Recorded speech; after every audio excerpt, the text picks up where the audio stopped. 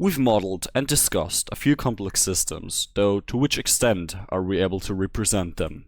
Ecological systems are neither completely predictable nor totally random. They have both aspects, whereby the predictable component is often masked by the stochastic one, which makes them difficult to study.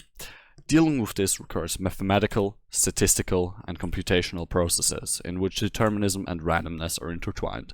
Experimental observations are possible, but usually fall into traditional science and aren't considered part of complex system science (CSS), which primarily includes theoretical developments. Understanding of systems depends on universality, the existence of larger scale behaviors that barely depend on microscopic ones. Understanding all detail is impossible. There's just too much going on at the smallest scale. But is this detail necessary for our understanding of the world or a system?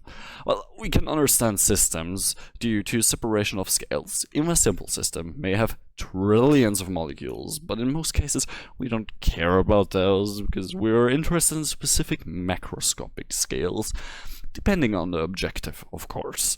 This approach is not always appropriate though. It has reductionistic components, and you have to weigh whether a simple or a complex simulation is required for your problem. And models are created to enable predictions and help with future experimentation and knowledge.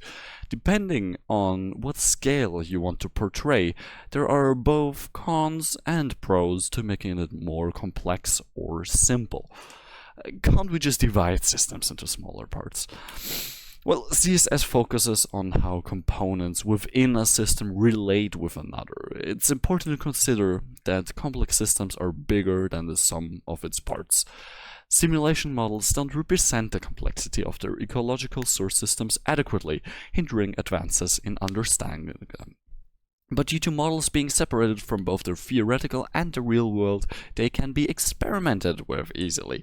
Complex system theory has two main approaches. First is the creation of mathematical models that serve as frameworks for the most important elements that want to be observed, and second one being more comprehensive computer simulation models, which represent some interactive parts of the system to then observe and measure those. While many tools and theories have emerged, ecological complexity cannot be fully studied with CSS yet, though there exists great potential for it.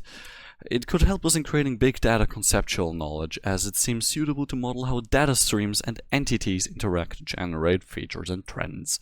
Understanding complexity in ecosystems will improve our ability to manage and restore natural systems. Merry Christmas and thank you for listening.